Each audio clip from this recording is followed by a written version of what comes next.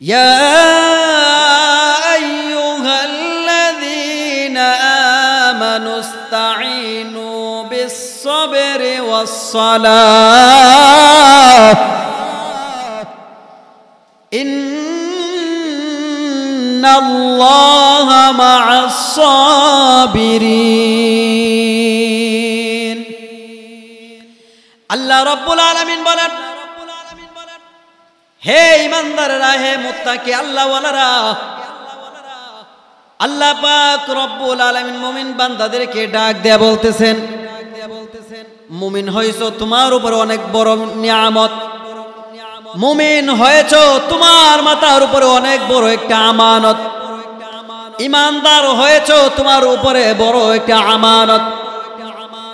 হে বান্দা তুমি ঈমানদার, আল্লাহ পাক রব্বুল আলামিন ঈমানদারদেরকে ডাক দেয়া বলতেছেন, ঈমানওয়ালা হইলা তোমার উপরে আল্লাহ পাক রব্বুল আলামিন তোমাকে একটা আমানত তোমার উপর মাথার উপর আমি চাপিয়ে দিলাম। কি আমানত? পয়গম্বর দুনিয়া থেকে বিদায় নিয়ে চলে যাবে, পয়গম্বর তুমি দুনিয়া থেকে বিদায় নিয়ে চলে যাবে, পয়গম্বর রেখে যাওয়া যে সুন্নতগুলো আছে, যে আদেশগুলো আছে, ওই আদেশগুলোকে আমাকে আপনাকে প্রত্যেকটা মানুষকে ঈমানদারদেরকে দাওয়াতের মধ্যে লাগিয়ে দিতে হবে। আল্লাহ পাক রব্বুল আলামিন বলেন, ইয়া আইয়ুহাল্লাযীনা আমানুস্তাঈনু বিস-সাবরি ওয়াস-সালাহ ইন্নাল্লাহা মা'আস-সাবিরিন।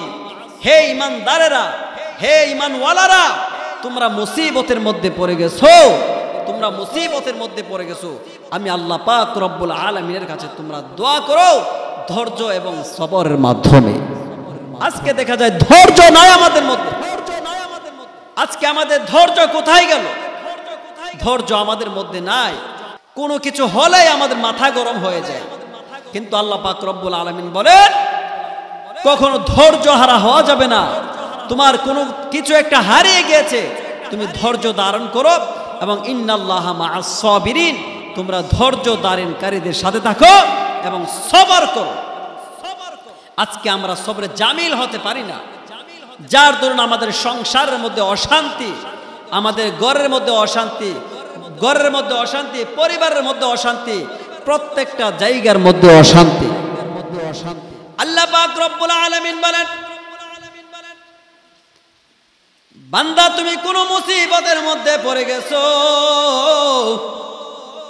তুমি মুসিবতের মধ্যে পড়ে গেলে তুমি কি করবা? হে বান্দা, মুসিবতের মধ্যে পড়ে গেছো, আমি আল্লাহ তাআলার কাছে তুমি দোয়া সর্পন্ন হও, আমি আল্লাহ পাক রব্বুল আলামিনের দরবারে তুমি রুজু হও। বড় মুসিবত, মুসিবতের মধ্যে পড়ে গেছো, মুসিবতের মধ্যে পড়ে গেলে তোমাকে কি করতে হবে? আল্লাহ পাক রব্বুল আলামিন আপনাকে আমাকে সর্বপ্রথম যে নসিহত করতেছেন, আল্লাহ পাক রব্বুল আলামিন যে আমাদেরকে প্রথম বলতেছেন, যখন তুমি কোন মুসিবতের মধ্যে পড়ে যাইবা, যখন তুমি কোন মুসিবতের মধ্যে পড়ে যাইবা, ইন্নাল্লাহা মা'আস-সাবিরিন। আল্লাহ পাক রব্বুল আলামিন বলেন, তুমি সর্বপ্রথম তুমি সবর করো এবং তুমি ওয়াস-সালাহ এবং তুমি নামাজের মধ্যে তুমি দাঁড়িয়ে যাও। পয়গম্বর আরবি সাল্লাল্লাহু আলাইহি ওয়াসাল্লাম যখন কোন মুসিবতের মধ্যে পড়ে যাইতেন, কোন মুসিবতের মধ্যে যখন পড়ে যাইতেন, মুসিবতের মধ্যে পড়ে যাওয়ার সঙ্গে সঙ্গে পয়গম্বর আরবি সাল্লাল্লাহু আলাইহি ওয়াসাল্লাম সর্বপ্রথম আল্লাহ পাক রব্বুল আলামিনের দরবারে নামাজের মধ্যে দাঁড়িয়ে যাইতেন। যে কোনো মুসিবতের মধ্যে পড়ে যাইতেন, যে কোনো মুসিবতের মধ্যে পড়ে যাইতেন, মুসিবতে পড়ার মধ্যে সঙ্গে সঙ্গে নামাজের মধ্যে দাঁড়িয়ে যাইতেন। নামাজের মধ্যে দাঁড়িয়ে আল্লাহ তাআলার কাছে দোয়া করতেন, আল্লাহ মুসিবতের মধ্যে পড়ে গেছি, মুসিবত থেকে আল্লাহ তাআলা উদ্ধার করে দেওয়ার জন্য দোয়া করতেন। আল্লাহ পাক রব্বুল আলামিন যে কোনো মুসিবতের মধ্যে পড়ে যাইতেন, মুসিবতের মধ্যে পড়ে যাওয়ার সঙ্গে সঙ্গে আল্লাহ তাআলার কাছে দোয়া করতেন, ওই মুসিবত থেকে উদ্ধার করে দিতেন কে? ওই মুসিবত থেকে উদ্ধার করতেন আল্লাহ। আল্লাহ পাক রব্বুল আলামিন বলেন, বান্দা কোনো মুসিবতের মধ্যে পড়ে গেছো, আমি আল্লাহ তাআলার কাছে তুমি দোয়া করো, আমি আল্লাহ পাক রব্বুল আলামিন তোমাকে মুসিবত থেকে উদ্ধার করে দিব। আল্লাযীনা ইযা আসাবাতহুম মুসিবা ক্বালু ইন্না লিল্লাহি ওয়া ইন্না ইলাইহি রাজিউন। হে বান্দা, মুসিবতের মধ্যে পড়ে গেছো, মুসিবত সামনে দিয়ে মুসিবত, পিছন দিকে মুসিবত, তোমার নিজস্ব কোনো একটা জিনিস হারিয়ে গেছে সেটাও একটা মুসিবত, কোনো কিছু হারিয়ে গেছে সেটা একটা মুসিবত। মুসিবত থেকে উদ্ধার হতে হলে আল্লাহ পাক রব্বুল আলামিনের দরবারে দোয়া করতে হবে। আরবের মধ্যে একজন লোক ব্যবসার জন্য অনেক দূর সফর করতে যাবে। অনেক সময় দেখা যায় মানুষ আগেরকার জমানার মধ্যে গাড়ি ছিল না, আগের জমানার মধ্যে গাড়ি ছিল না, মানুষ ঘোড়া দিয়ে, হাতি দিয়ে, উট দিয়ে তারা চলাচল করত। এক ব্যক্তি সফরওয়ালা উট নিয়ে সফর করার জন্য অনেক দূর পথ পাড়ি দিয়েছে। আস্তে আস্তে করে যাওয়ার পর হঠাৎ করে অনেক দূর যাইতে যাইতে শরীরের মধ্যে ক্লান্ত হয়ে গেল। ক্লান্ত শরীর নিয়ে হঠাৎ করে ঘুমের তন্দ্রা ভাব আচ্ছন্ন হলো। ওই সফরকারীওয়ালা ভাবতেছে আরো অনেক দূরের পথ, এই জায়গার মধ্যে একটু ব্রেক নেই, অর্থাৎ রেস্ট নেই। গাছের মধ্যে উট বেঁধে সে ঘুমিয়ে গেল, বলতে পারে না। এমন সময় ঘুমের বিভোর হয়ে গেল, হঠাৎ ঘুম ভেঙে গেল। ঘুম ভেঙে যাওয়ার পর ওই লোকটা দেখতেছে গাছের মধ্যে যেই ঘোড়াটি বাঁধা ছিল সেই ঘোড়াটি গাছের মধ্যে নাই। হঠাৎ করে ভাবতেছে যে কই গেল ঘোড়াটা। ধরতে ধরতে উট যখন ছুটে গেল, ছুটে যাওয়ার সঙ্গে সঙ্গে খুঁজতেছে, হঠাৎ কোথাও খুঁজে পাচ্ছে না। অনেক দূর গিয়ে দেখে একটা জায়গার মধ্যে উটটি মরা। মাথার মধ্যে টেনশন, কি হলো? এত দূরের পথ হেঁটে তো যাওয়ার মতন কোনো পরিস্থিতি নাই। ওই উটের সঙ্গে একজন বৃদ্ধ লোক বসা। বৃদ্ধ লোককে জিজ্ঞেস করতেছে, হে বাবা, আমি একজন মুসাফির, আমি উট নিয়ে অনেক দূর রওনা হব। এই জায়গার মধ্যে উটটি বাঁধা রাখছিলাম, রাখার পর আমি ঘুমিয়ে গেছি, বলতে পারতেছি না। আমার উটটি এই জায়গার মধ্যে মরা, কিভাবে এটা হয়ে গেল? এমন সময় ডাক দেয়া বলেন, হে মুসাফির ভাই, আমার এই গাছের মধ্যে, আমার এই বাগানের মধ্যে, খেজুরের বাগান, আমি হঠাৎ এসে দেখি আপনার উটটি আমার গাছগুলো সবগুলো গাছ খেয়ে ফেলেছে, কয়েকটা গাছ নষ্ট করে ফেলে দিয়েছে। অনেক রাগের মাথায় একটা ডিল দিয়ে আপনার উটের মধ্যে ডিল মারি, ডিল মারার সঙ্গে সঙ্গে মাথার মধ্যে পড়ে, মাথার মধ্যে পড়ার সঙ্গে সঙ্গে আপনার উটটা এই জায়গার মধ্যে মৃত্যুবরণ করে। এই কথা বলার সঙ্গে সঙ্গে এই উটের মালিক ডাক দেয়া বলেন, আমি মুসাফির, অনেক দূর যাওয়ার জন্য আমি এই উটটিকে নিয়ে এসেছিলাম, কিন্তু আপনি এমন একটা কাজ করে ফেলেছেন, এমন একটা কাজ করে ফেলে দিয়েছেন। কিসের কারণে আপনি এই কাজটা করলেন? এই বলার সঙ্গে সঙ্গে বলতেছে, আমি বুঝতে পারি নাই যে আপনার উটটা এই জায়গার মধ্যে মৃত্যুবরণ করবে। মুসাফির ব্যক্তি উনি ওর আগের মাথায় ওই লোকটিকে ডিল মেরে দিয়েছে। ডিল মারার সঙ্গে সঙ্গে ওই মুসাফির ব্যক্তিটার ডিলের আঘাতে ওই জমিনের মালিকও মৃত্যুবরণ করেছে। এমন একটা পরিস্থিতি, মাথার মধ্যে টেনশন, কি করব আমি মুসাফির,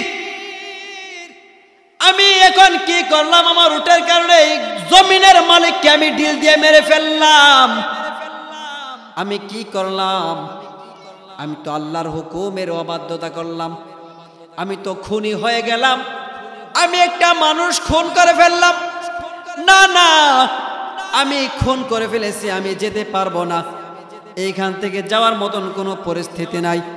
তখন ডাক দিয়ে বলতেছে, ওই লোক এই জায়গার মধ্যে বসা, যাওয়ার কোনো পরিস্থিতি নাই। এই লোক এই জায়গার মধ্যে বসে আছে, বসার পর এই জমিনের মালিকের সন্তানেরা তারা এই জায়গার মধ্যে এসেছে, আইসা দেখতেছে যে বাবা কোথায়।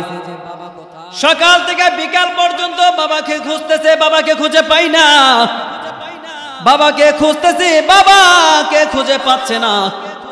মনে মনে ভাবতেছে বাবা কোথায়, ভাবতেছে যে হয়তো আমাদের জমিনের মধ্যে বাবা দেখার জন্য গিয়েছে। এই ভেবে সন্তান বাবার খোঁজে চলে আসলো, আইসা দেখে বাবার লাশ, সাথে একটি উটের লাশ। ডাক দিয়ে জিজ্ঞেস করলাম, মুসাফির ভাই, এখানে আমার বাবা কি করে মৃত্যুবরণ করলো, কিসের কারণে? এইবারে যখন মুসাফির ব্যক্তি জিজ্ঞেস করলো মুসাফিরকে, মুসাফির ডাক দিয়ে বলেন, আমি একজন প্রতীক মুসাফির, আমি মুসাফির ব্যক্তি, আমি মুসাফির, আমি এক জায়গার মধ্যে যাওয়ার জন্য প্রস্তুতি নিয়েছিলাম। হাঁটতে হাঁটতে আসার পর আমার উটের ক্লান্ত হয়ে গেল, আমি গাছের নিচে বসে আমি ঘুমিয়ে পড়ি, আমি বলতে পারি না, আমি ঘুমিয়ে যাই। ঘুমানোর পর আমি কিছুই বলতে পারি না। উঠে দেখি আমার গাছের মধ্যে আমার উটটা বাঁধা নাই। বড় টেনশনের মধ্যে আমি পড়ে গেলাম, কোথায় গেল আমার উটটা। এমন সময় হাঁটতে হাঁটতে আইসা দেখি আপনার বাবা আমার উটের মধ্যে ডিল মেরে দিয়েছে। ওই ডিল খাওয়ার কারণে আমার উটটা দুনিয়া থেকে শেষ নিঃশ্বাস ত্যাগ করে।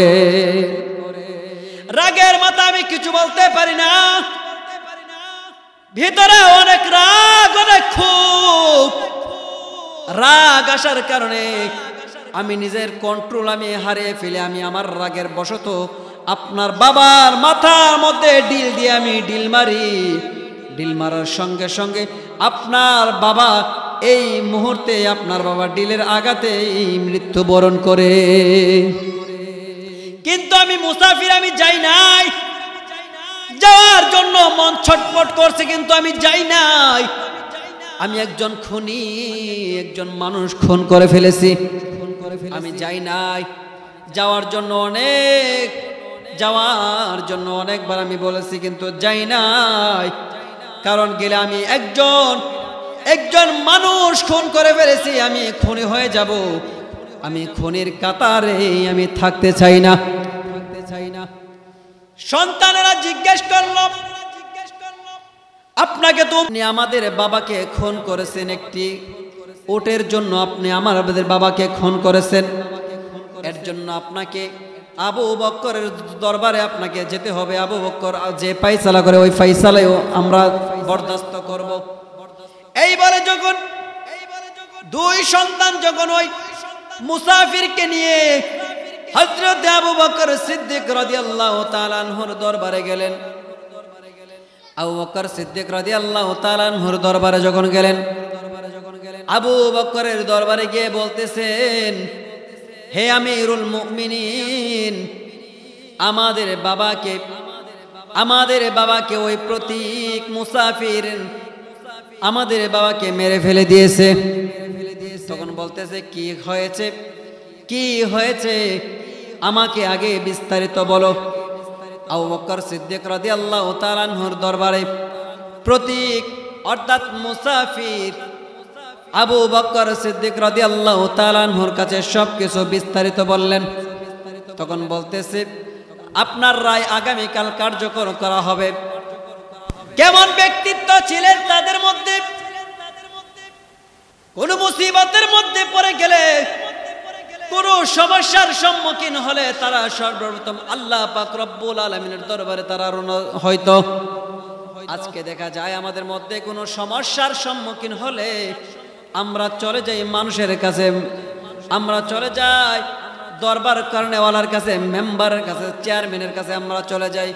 কিন্তু না না, আপনি যখন কোনো মুসিবতের মধ্যে পড়ে যাইবেন, মুসিবতের মধ্যে পড়ে যাওয়ার সঙ্গে সঙ্গে আল্লাহ পাক রব্বুল আলামিনের দরবারে তো আপনি উপস্থিত হয়ে যান। কেমন আকল ওয়ালা নবী, কেমন পয়গম্বর উম্মত আমরা, কেমন নবীর উম্মত আমরা, কেমন নবী পাইলাম যেই নবী নিজে মার খেয়েছে, কখনো উম্মতদেরকে, কাফের বেঈমানদেরকে, কখনো বেদুইনদেরকে কখনো বদদুয়া করেন নাই। কেমন নবীর উম্মত হইলাম আমরা, কেমন নবীর উম্মত হয়ে আমরা পৃথিবীর আলো বাতাস দেখতেছি। এমন একজন নবীর উম্মত হয়ে, এমন একজন নবীর উম্মত হয়ে আমরা দুনিয়ার মধ্যে আমরা এসেছি। যেই নবী, এমন একজন নবী পাইলাম যেই নবীর গাম মানুষে মেশকে আম্বরের গ্রানের মতন গামগুলা বের হইতো, যেই নবীর গামের মধ্যে মেশকে আম্বরের গ্রান করত, যেই নবী রাস্তা দিয়ে হাঁটলে ওই নবীকে সালাম দেওয়ার জন্য গাছপালা সবগুলো মাটির মধ্যে লুটিয়ে পড়তো। এমন একজন পয়গম্বরের উম্মত আমরা হইলাম যেই নবীর উম্মত হওয়ার জন্য বড় বড় পয়গম্বররা পর্যন্ত আল্লাহ তাআলার দরবারে রোনাজারি করছেন। যেই নবীর উম্মত হওয়ার জন্য বড় বড় পয়গম্বর রাসূলরা পর্যন্ত আল্লাহ তাআলার দ্বারে বলছেন যে আমরা যদি নবী না হইয়া শেষ নবীর উম্মত হইতে পারতাম, আমরা কতই না ভাগ্যবান হইতাম। এমন একজন নবীর উম্মত হতে পেরেছি, আল্লাহু আকবার। এমন একজন নবীর উম্মত হয়েছে আমরা। এই নবীকে নিয়ে মানুষ ব্যঙ্গচিত্র করে, ওই নবীকে নিয়ে মানুষ যাহা ইচ্ছা তাহাই বলে। নবীকে সম্মান, আমরা নাকি সম্মান করি না নবীকে, আল্লাহ, হ্যাঁ, আমরা নাকি নবীকে সম্মান করি না। আমরা যেভাবে নবীকে সম্মান করি, রেসপেক্ট করি, নবীকে যেই পরিমাণে আমরা শ্রদ্ধা করি, আরো ৩-৪ বার যদি তোমরা জন্মগ্রহণ করে আসো, তোমরা এরকম সম্মান করতে পারবা না ইনশাআল্লাহ। তোমরা তো মনে করছো একটু বললে বুঝি তোমরা নবীর প্রেমিক হয়ে গেলা। আরে তোমরা তো নবীর প্রেমিক নয়। তোমরা যতক্ষণ পর্যন্ত তোমাদের সামনে খাবার আছে ততক্ষণ পর্যন্ত তোমরা নবীওয়ালা। তারপর নবীকে নিয়ে কিছু বললে তোমাদের কোনো বাড়ি চালান দিলেও তোমাদেরকে খুঁজে পাওয়া যায় না। আল্লাহর কাছে বেশি বেশি করে দোয়া করেন যেন এমন একটা নবীর উম্মত হতে পেরেছি, আল্লাহু আকবার। কিছু কিছু আলেম আছে যাদের পেটের মধ্যে ফাড়া দিল কুল হুয়াল্লাহ সূরা শুদ্ধ করে বলার সামর্থ্য নাই। কিছু কিছু আউল বাউল ফাউল, আল্লাহ তাদেরকে যদি হেদায়েত না দে, তারা মানুষকে কি হেদায়েতের দোয়া করবে? তাদেরকে আল্লাহ তাআলা আগে হেদায়েত দেওয়ার প্রয়োজন। ভালো করে কিছু বলতেও পারে না, কয়েকটা আয়াত পড়ে, কয়েকটা আয়াতের মধ্যে 100 আয়াতের মধ্যে 150 ভুল আছে। দাঁড়িয়ে আমাদের সম্মুখে, আমাদের সামনে দাঁড়ায় পড়ার সামর্থ্য নাই। বললেন যে আমাদের সম্মুখে দাঁড়ায় 1 পৃষ্ঠা কোরআন তেলাওয়াত করত, 1 পৃষ্ঠা পড়তে পারলে চলবে। আল্লাহ তাআলা তাদেরকে হেদায়েত দান করুক, হেদায়েতের দোয়া করতে হবে। কারণ তারা পথ থেকে পথ বিচ্যুত হয়ে যায় মাঝে মধ্যে, বলতে বলতে বলতে বলতে মাথার উপরে উঠে যায়, একেবারে অনেক উপরে উঠে যায়। এমন একটা নবীর উম্মত হতে পেরেছে, আল্লাহু আকবার। ওই নবীকে মানুষ গালি দেয়। পয়গম্বর আরবি সাল্লাল্লাহু আলাইহি ওয়াসাল্লাম এত মার খেয়েছেন আমাদের জন্যই। আমাদেরকে যদি আল্লাহ রাসূল সাল্লাল্লাহু আলাইহি ওয়াসাল্লাম যদি উহুদের ময়দানে, বদরের প্রান্তরে, খাইবারের যুদ্ধে, খন্দকের মধ্যে যদি মার না খাইতেন, রক্ত না দিতেন, আল্লাহ রাসূল কি পারতেন না রক্ত থেকে বাঁচা আসতে? এখনের যে জেনারেশনের উম্মত বলতেন নবী তো রক্ত দেন নাই, আমরা কেন রক্ত দেব? বলতো কিনা? নবী তো নিজেই রক্ত দেয় নাই, আমরা কেন রক্ত দেব? এই জন্যই পয়গম্বর রক্ত দিয়ে আমাদেরকে জানাই দিয়ে গেছেন, আমি নিজে নবী রক্ত দিয়েছি। হে আমার উম্মতেরা, তোমরাও আমি নবীর জন্য আল্লাহর দ্বীনকে প্রতিষ্ঠা করার জন্য তোমরা রক্ত দান করো। আজকে রক্ত দেয়, আল্লাহ রাসূল সাল্লাল্লাহু আলাইহি সাল্লাম নিজেই রক্ত দিয়েছেন আমাদের জন্য, ঈমানের জন্য, এই দ্বীনকে প্রতিষ্ঠা করার জন্য আমাদেরকে সবক দিয়ে গেছেন। এই রক্তের বিনিময়ে দ্বীনকে প্রতিষ্ঠা করতে হবে। কিছু কিছু জায়গাতে আমরা ঈমান তো এমনি এমনি পেয়ে গেছি। আল্লাহ রাসূল সাল্লাল্লাহু আলাইহি ওয়াসাল্লাম বলেন, কাফের বেঈমানেরা আমাকে বলতেন, ইয়া রাসূলুল্লাহ, ইয়া হাবিবাল্লাহ, ওগো পয়গম্বর, আপনি কিছুদিন আমাদের ধর্ম গ্রহণ করেন, আমরাও আপনার ধর্ম পালন করব। কাফের বেঈমানেরা পয়গম্বর আরবি সাল্লাল্লাহু আলাইহি ওয়াসাল্লামকে বলতেন, ইয়া রাসূলুল্লাহ, ইয়া হাবিবাল্লাহ,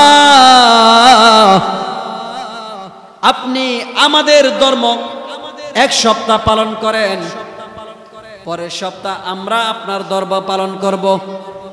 পয়গম্বর ডাক দিয়ে বলেন, আল্লাহ পাক রব্বুল আলামিন আমাকে যেই ধর্ম দিয়ে আমাকে দুনিয়ার মধ্যে পাঠাইছে, এই ধর্মের উপরে কোন ধর্ম পৃথিবীর মধ্যে বড় হতে পারে না। কাফের বেঈমানেরা এসে বলতো, হে পয়গম্বর, আপনি তো আপনার ধর্মের দাওয়াত দিতেছেন, আপনি আপনার ধর্মের দাওয়াত দিয়ে যাচ্ছেন, কিছু মানুষ মুসলমান হচ্ছে, কিছু মানুষ মুসলমান হচ্ছে না। এক কাজ করেন, আপনি কিছুদিন আমাদের ধর্ম গ্রহণ করেন, আপনি আমাদের ধর্ম অনুসরণ করেন, অবলম্বন করেন, আপনি আমাদের ইবাদত করেন, আমাদের ধর্মের ইবাদত করেন, আমরাও সবাই মিলে আপনার ধর্মের ইবাদত করব। পয়গম্বর বলেন, না, আল্লাহ পাক আমাকে শ্রেষ্ঠ একটি ধর্ম দিয়ে পৃথিবীর মধ্যে পাঠাইছে মানুষকে দাওয়াত দেওয়ার জন্য। আল্লাহ রাসূল সাল্লাল্লাহু আলাইহি ওয়াসাল্লাম কি পারতেন না যে আজকে আমি মুসলমানের ধর্ম পালন করব, আগামীকাল কাফেরদের ধর্ম পালন করব? আজকে এখনের জেনারেশনের কিছু মানুষ আছে যারা ভালো কাজের মধ্যে থাকে, খারাপ কাজের মধ্যে থাকে, ঠিক না বে ঠিক? তো পয়গম্বরও তো পারতেন, কাফেরদের সাথে থেকে কাজ করতে পারতেন না, কিন্তু পয়গম্বর বলেন, না, আমার ধর্মটা হচ্ছে শ্রেষ্ঠ ধর্ম, আমার ধর্মের উপরে কোনো ধর্ম হতেই পারে না, এই ধর্ম একমাত্র আল্লাহ পাক রব্বুল আলামিন আমাকে দান করেছেন, আমি এই ধর্মের বাহিরে কোনো কাজ আমি করতে পারবো না। আল্লাহ রাসূল সাল্লাল্লাহু আলাইহি ওয়াসাল্লাম বলেন, তখন কাফের বেঈমানেরা আমার উপরে জড়ো হয়ে যেত, আমাকে তারা আল আমিন আগে বলতো, নবুয়তের পরে আমাকে আল আমিন বলা নিষেধ করে দিয়েছে। আল্লাহ রাসূল সাল্লাল্লাহু আলাইহি ওয়াসাল্লাম বলেন, আমাকে এই কথা প্রস্তাব দেওয়ার পর আমি যখন এই প্রস্তাবের প্রত্যাখ্যান করলাম, তখন থেকে কাফের বেঈমানেরা আমার উপরে জড়ো হয়ে যেত আমাকে মারার জন্য। আমাকে কাফের বেঈমানেরা ছোট ছোট বাচ্চাদেরকে পর্যন্ত লেলিয়ে দিতে আমাকে মারার জন্য, পয়গম্বরকে মারার জন্য। শুধু পয়গম্বরকে নয়, বেলাল হাবশী রাদিয়াল্লাহু তাআলা আনহুকে অনেক মারধর করেছে। প্রত্যেকটা নবী এই দ্বীনের দাওয়াত দেওয়ার জন্য কাজ করেছেন, দ্বীনের দাওয়াত দেওয়ার জন্য, ইসলামের দাওয়াত দেওয়ার জন্য মানুষের দুয়ারে দুয়ারে ঘুরেছেন। কিন্তু পয়গম্বর কেন কাফেরদের সাথে সমর্থন হয়ে তাদের কাজ করলেন না? কেন তাদের সাথে একজোট হয়ে কাজ করলেন না? কেন তাদের সঙ্গে একসঙ্গে হয়ে তারা কাজ করেন নাই? এই জন্য কাফের বেঈমানেরা আমার নবীকে এমন মারধর করেছে, আমার নবীকে পর্যন্ত রক্তাক্ত করেছে। পয়গম্বর আরবি সাল্লাল্লাহু আলাইহি ওয়াসাল্লাম তবু নবী কিন্তু দ্বীনের দাওয়াত দেওয়া বন্ধ করে দেন নাই। নবীর দাওয়াত কিন্তু দাওয়াত বন্ধ করে দেন নাই, দ্বীনের দাওয়াত দিয়ে যাচ্ছেন, মানুষকে ইসলামের মধ্যে দাওয়াত দিয়ে যাচ্ছেন। মানুষকে কিভাবে দ্বীনের পথে আনা যায়, মানুষকে কিভাবে দ্বীনের পথে এনে মুসলমান বানানো যায়। আজকাল দেখা যায় মানুষগুলো তারা এমন ভাবে কাফেরদের বেঈমান মুশরিকদের সঙ্গে একসঙ্গে চলাফেরা করতেছে, ইসলাম থেকে বাইর হয়ে যাচ্ছে। এমন এমন কথা বলে। মিশকাত শরীফের মধ্যে হাদিস আছে, যারা কাফের বেঈমানদের সঙ্গে এক দলবদ্ধ হয়ে তাদের জন্য দোয়া করবে তারা মুসলমান আছে কিনা এই ব্যাপারে সন্দেহ আছে। আজকাল দেখা যায় কাফেরদের সঙ্গে থেকে কাফেরদের জন্য হেদায়েতের দোয়া না করে তাদের সঙ্গে দোয়া করে, দোয়াতে শামিল হয়। কিন্তু না না না, এমন ভাবে দোয়া করা যাবে না।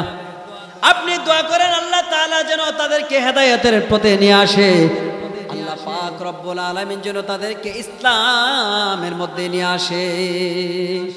পয়গম্বর কত কষ্ট করেছেন এই দিনকে প্রতিষ্ঠা করার জন্য। আজকে যদি নবী নিজের সুখটাকে দেখে যদি দ্বীনের দাওয়াত বন্ধ করে দিত, আজকে আমরা এই মাহফিল পাইতাম?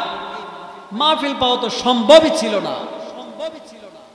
আল্লাহ রাসূল সাল্লাল্লাহু আলাইহি ওয়াসাল্লাম কত কষ্ট করেছেন এই দ্বীনের দাওয়াত দেওয়ার জন্য। আল্লাহ পাক রব্বুল আলামিন বলেন, এই দ্বীনে দাওয়াত দেওয়ার জন্য আমি নবী কম কষ্ট করি নাই। আমি প্রতিটা মানুষের দ্বারে দ্বারে আমি ঘুরে ঘুরে আমি দ্বীনের দাওয়াত দিয়েছি। দ্বীনের দাওয়াত দিতে গিয়ে আমাকে কাফের বেঈমানেরা পর্যন্ত মারধর করেছে, আমাকে দাওয়াত দেওয়ার জন্য দেই নাই। আমি মক্কা থেকে মদিনা পর্যন্ত আমি চলে গিয়েছি। এক বুড়িমা ডাক দিয়ে বলেন, মাথার মধ্যে একটি গাঁটুরি নিয়ে যখন বুড়িমা রাস্তা দিয়ে হাঁটতেছে, এমন সময় বুড়িমা ডাক দিয়ে বলতেছেন মুহাম্মদুর রাসূলুল্লাহ সাল্লাল্লাহু আলাইহি ওয়াসাল্লাম ডাক দিয়ে বলেন, হ্যাঁ বুড়িমা আপনি কোথায় যাইতেছেন? এমন সময় ডাক দিয়ে বলেন, হে যুবক বাবা, তুমি কি জানো না এই মক্কার মধ্যে আব্দুল্লাহর ছেলে মুহাম্মদ দ্বীনের দাওয়াত দেওয়ার জন্য আসছে, দ্বীনি দাওয়াত দিতেছে, দ্বীনি কাজকর্ম চালায়ে যাইতেছে, দ্বীন প্রতিষ্ঠা করার জন্য এই মক্কার মধ্যে সে অবরোধ চালাচ্ছে। বলতেছে আপনি কি এত কষ্ট করে এই সুন্দর একটা শহর ছেড়ে আপনি চলে যাইতেছেন কিসের জন্য? আপনার কি মায়া লাগে না? বুড়িমা বলতেছে, আব্দুল্লাহর ছেলে মুহাম্মদ আমাদেরকে এই জায়গা থেকে বিতাড়িত করার জন্য যত ধরনের ষড়যন্ত্র করা প্রয়োজন ষড়যন্ত্র করতেছে। এই বুড়িমা আমার রসুলকে এমনি এমনি কষ্ট কম দেই নাই। বুড়িমা রাস্তার মধ্যে পয়গম্বরকে কাটা বিঁধে রাখতেন যেন রসুল নামাজের মধ্যে না যাইতে পারে। রসুল নামাজের মধ্যে যেন সকালবেলা না যাইতে পারে, সকালবেলা রাস্তার মধ্যে কাটা দিয়ে রাখতেন যেন রসুল এই রাস্তা দিয়ে যাওয়ার সময় তার পায়ের মধ্যে কাটা বেঁধে যায়, রসুল যেন নামাজের মধ্যে না যাইতে পারে। কম কষ্ট করেন নাই রসুল, কম কষ্ট করে নাই আল্লাহ রসুল সাল্লাল্লাহু আলাইহি ওয়াসাল্লাম, কম কষ্ট করে নাই। কিন্তু পয়গম্বর আরবি সাল্লাল্লাহু আলাইহি ওয়াসাল্লাম সব কষ্টকে উপেক্ষা করে আল্লাহ পাক রব্বুল আলামিনের ইবাদত করার জন্য মসজিদের মধ্যে চলে যাইতে। বুড়িমা রাস্তার মধ্যে কাটা বেঁধে রাখতেন।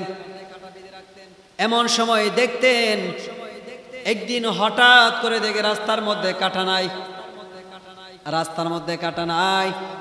পয়গম্বর আরবি সাল্লাল্লাহু আলাইহি ওয়াসাল্লাম মনে মনে ভাবতেছেন আজকে রাস্তার মধ্যে কাটা নাই, বুড়িমার কি কোনো সমস্যা হয়েছে কিনা?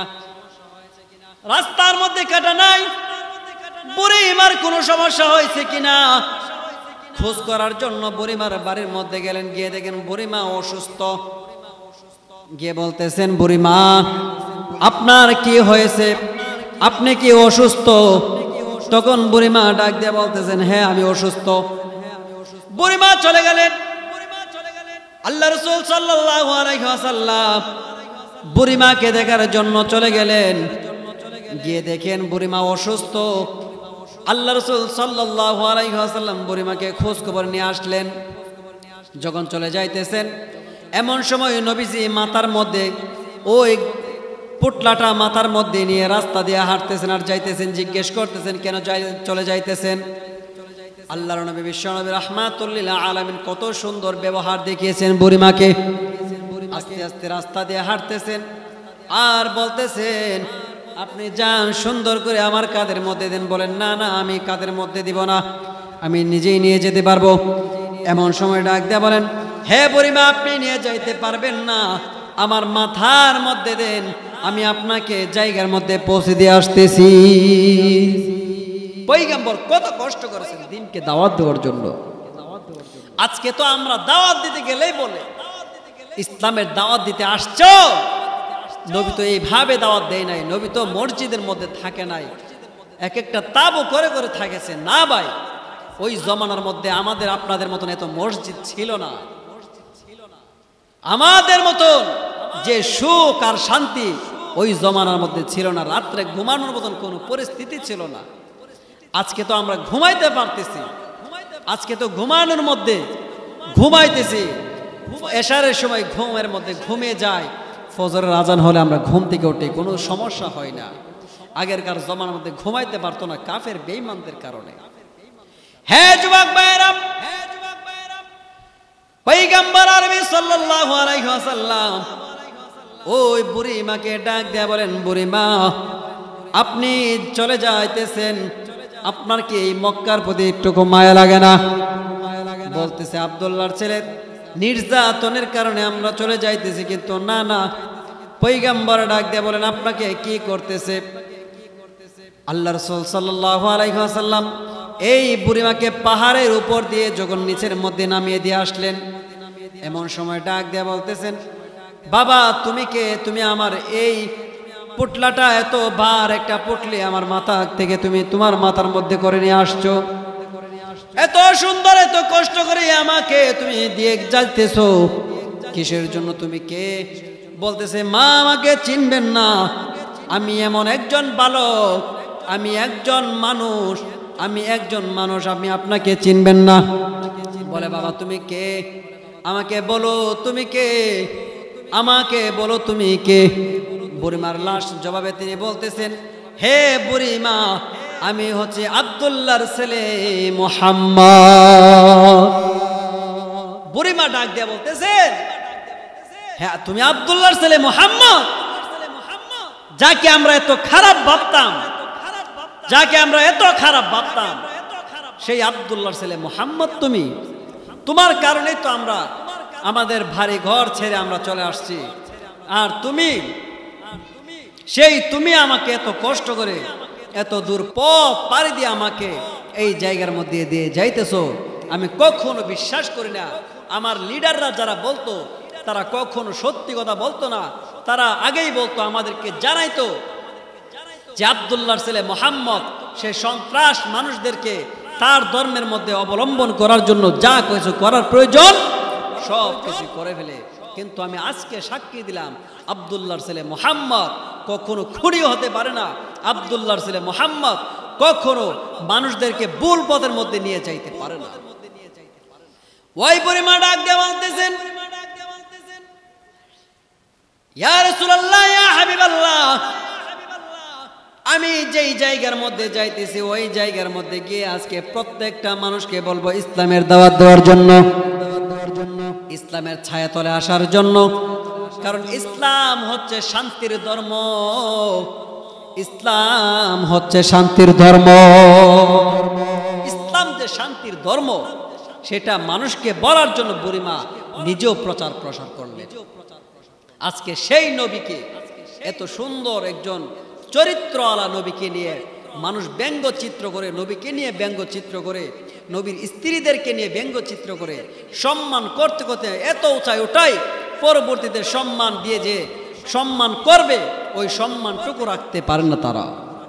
সেই জন্য আল্লাহ পাক রব্বুল আলামিনের দরবারে বেশি বেশি করে দোয়া করতে হবে যে দেখেন আল্লাহ পাক রব্বুল আলামিন আপনাকে আমাকে এমন একজন পয়গম্বরের উম্মত বানিয়ে দুনিয়ার মধ্যে পাঠিয়েছেন যেই নবীকে সৃষ্টি না করলে কুল কায়নাত কোনো কিছু সৃষ্টি হইতো না।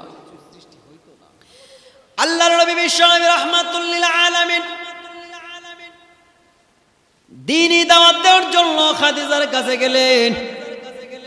হে খাদিজা, যখন প্রথম নবুয়ত প্রাপ্ত হলেন পয়গম্বর নবী সাল্লাল্লাহু আলাইহি ওয়াসাল্লাম, যখন নবুয়ত প্রাপ্ত হলেন, নবুয়ত প্রাপ্ত হওয়ার পর পয়গম্বর আরবি সাল্লাল্লাহু আলাইহি ওয়াসাল্লাম খাদিজাতুল কুবরা রাদিয়াল্লাহু তাআলা আনহার কাছে গেলেন।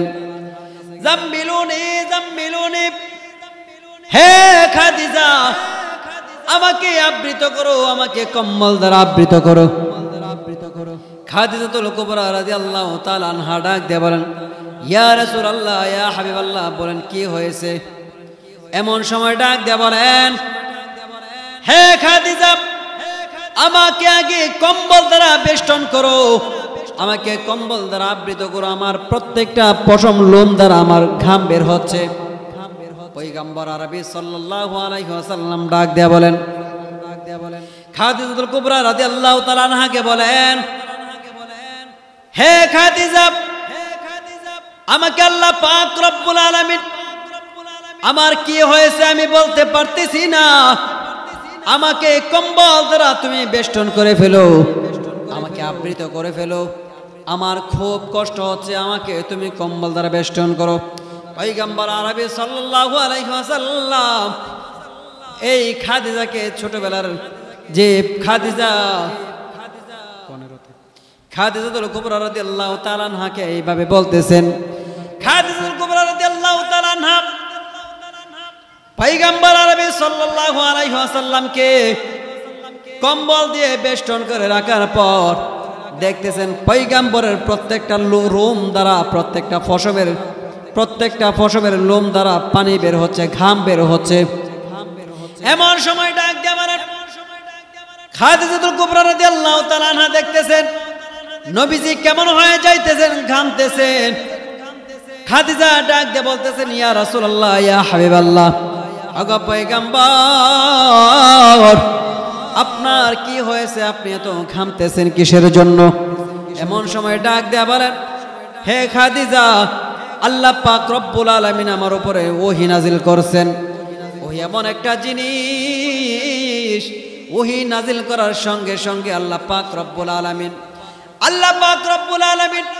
ওহী নাজিল করার সঙ্গে সঙ্গে শরীরের মধ্যে ওহী এমন একটা অলৌকিক জিনিস যেটা মানুষ ভারসাম্যহীন হয়ে যায়, মানুষ খুব কষ্ট পায়। আল্লাহ রাসূল সাল্লাল্লাহু আলাইহি ওয়াসাল্লামের উপরে যখন ওহী নাজিল হইতেন, কোরআনের এক একটা আয়াত নাজিল হইতেন, আল্লাহ পাক রব্বুল আলামিন এই ওহীর কারণে দেখতেন আল্লাহর রাসূল সাল্লাল্লাহু আলাইহি ওয়াসাল্লাম অনেক সময় বেহুশ হয়ে যাইতেন, ঘুমিয়ে যাইতেন। আল্লাহ রাসূল সাল্লাল্লাহু আলাইহি ওয়াসাল্লাম এমন হয়ে যাইতেন, বেহুশ হয়ে যাইতেন, কি করতেছেন কি না। আল্লাহ পাক রব্বুল আলামিন পয়গম্বর আরবি সাল্লাল্লাহু আলাইহি ওয়াসাল্লাম আল্লাহ পাক রব্বুল আলামিন যখন পয়গম্বরের উপরে কোরআন নাজিল করতেন, এই কোরআনের ভারসাম্য এত বেশি, এই কোরআনের মুজিজা এত বেশি, এই কোরআনের হাকিকত এত বেশি, এই কোরআনের বরত্ব এত বেশি। এই কোরআন যখন আল্লাহ পাক রব্বুল আলামিন যখন মুহাম্মাদুর রাসূলুল্লাহ সাল্লাল্লাহু আলাইহি ওয়াসাল্লামের উপর নাজিল করতেন, আল্লাহ পাক রব্বুল আলামিন যখন এই কোরআন যখন বিশ্বনবী রাহমাতুল লিল আলামিনের উপর নাজিল করতেন, তখন পয়গম্বর আরবি সাল্লাল্লাহু আলাইহি ওয়াসাল্লাম এমন হয়ে যাইতেন, একেবারে দিশেহারা হয়ে যাইতেন। এই কোরআন এমন একটা জিনিস, কোরআন এমন একটা গ্রন্থ, যেই কোরআন আল্লাহ পাক রব্বুল আলামিন আমাদের নবী বিশ্বনবী রাহমাতুল লিল আলামিনের উপর নাজিল করতেন। এমন সময় পয়গম্বরের চেহারা মুবারক এমন বিবর্ণ হয়ে যাইত, প্রতিটা পশম দ্বারা, প্রত্যেকটা লোম দ্বারা আল্লাহ রাসূল সাল্লাল্লাহু আলাইহি ওয়াসাল্লামের পানি বের হতো, ঘাম বের হতো। এই কোরআন এমন একটা জিনিস, কোরআনের সঙ্গে যেই জিনিসটা লেগেছে ওই জিনিসটার মূল্য আল্লাহ পাক রব্বুল আলামিনের কাছে বেড়ে গিয়েছে। এই কোরআন এমন একটা জিনিস, এই কোরআনের সঙ্গে যেই জিনিসটা লেগেছে ওই জিনিসের মূল্য বেড়ে গেছে। এই কোরআনের সঙ্গে যেই জিনিসের সংস্রব হয়েছে ওই জিনিসের মূল্য বেড়ে গেছে। কাঠের মধ্যে লেগেছে, রেহাল হয়ে গেছে, এটার দাম বেড়ে গেছে। কাপড়ের সঙ্গে লেগেছে, কাপড়টা গিলাফ হয়ে গিয়েছে, এটার দাম বেড়ে গেছে। কাগজের মধ্যে লেখা হয়েছে, সেটা কাগজ হয় না, সেটা একটা কোরআনের পাতা হয়ে যায়, সেই পাতাটার দাম বেড়ে গেছে। হাজার হাজার বই দ্বারা মানুষ যাহা ইচ্ছা তাহাই বিক্রি করতেছে, শুটকি থেকে শুরু করে নিয়ে বড় বড় জিনিস পর্যন্ত বিক্রি করতেছে। কিন্তু যেই পৃষ্ঠাটার মধ্যে কোরআনের একটা হরফ লেখা আছে, ওই জিনিসটা দ্বারা আর কোনো কিছু বিক্রয় হয় না। কোরআনের সম্মান আল্লাহ তাআলার কাছে কত বেশি, এই সম্মান কত বেশি, সব কিছু আল্লাহ পাক কোরআনের কারণেই হয়েছে। এই কোরআনকে আল্লাহ পাক রব্বুল আলামিন মানুষের জন্য এত সুন্দর করে দিয়েছেন যে কোরআন যেই মানুষটা শিখবে সেই মানুষটার দাম বেড়ে যাবে। এই কোরআন যেই মানুষটা শিখবে সেই কোরআনের কারণে মানুষের দাম বেড়ে যাবে। মানুষের দাম বেড়ে গেল এই কোরআন শিখার কারণে, মানুষ তার জীবনের সব কিছু পরিবর্তন হয়ে গেল। সেই জন্য আমাদের প্রত্যেকটা মানুষকে প্রয়োজন এই কোরআন শিক্ষা গ্রহণ করা। মানুষ যদি কোরআনকে শিক্ষা না গ্রহণ করে আস্তে আস্তে তারা জাহিলিয়তের যুগে পরিণত হবে, যেই যুগে মানুষ কোরআন না থাকার কারণে তারা মানুষকে মানুষ হিসেবে তারা গণ্য করত না। তারা কোরআন না থাকার কারণে যেই জিনিসটা মানুষকে মানুষ হিসেবে তারা গণ্য করত না, আজকে এই কোরআন মানুষ শেখার কারণে তারা অনেক কিছু তারা শিখতে পারতেছে, তারা অনেক কিছু তারা জানতে পারতেছে। সেই জন্য আমার যুবক ভাইরা, এই কোরআনকে যারা শিখবে, এই কোরআনকে যারা মানবে, আল্লাহ পাক রব্বুল আলামিন সেই সমস্ত মানুষের মর্যাদা আল্লাহ পাক রব্বুল আলামিনের দরবারে বহু গুণে বাড়িয়ে যাবে। আল্লাহ পাক রব্বুল আলামিন আপনাকে আমাকে প্রত্যেকটা মানুষকে এই কোরআনে সুন্নাহ, এই কোরআনে জজবা, এই কোরআনের মধ্যে, কোরআনের হুকুমের মধ্যে যতক্ষণ পর্যন্ত মানুষ থাকবে ততক্ষণ পর্যন্ত কোরআনের হুকুম মতে তারা চলবে। আল্লাহ পাক রব্বুল আলামিন আপনাকে আমাকে প্রতিটা মানুষকে কোরআনের সুন্নাহ অনুযায়ী, কোরআনের হাকিকত অনুযায়ী, কোরআন যেইভাবে আমাদেরকে বলছে আমাদেরকে চলার জন্য, কোরআন যেইভাবে বলছে আমাদেরকে চলার জন্য, শিখার জন্য, মানার জন্য, কোরআন অনুযায়ী যেন আল্লাহ পাক রব্বুল আলামিন আপনাকে আমাকে দ্বীনের পথে আমরা দ্বীনকে চালাইতে পারি, দ্বীনের পথে চলতে পারি। আল্লাহ পাক রব্বুল আলামিন আপনাকে আমাকে ধৈর্য ধারণ করে সবরে জামিল হয়ে আমরা যেন কোরআনকে সংস্রবে থাকতে পারি। আল্লাহ পাক রব্বুল আলামিন আপনাকে আমাকে থাকার তৌফিক দান করুক।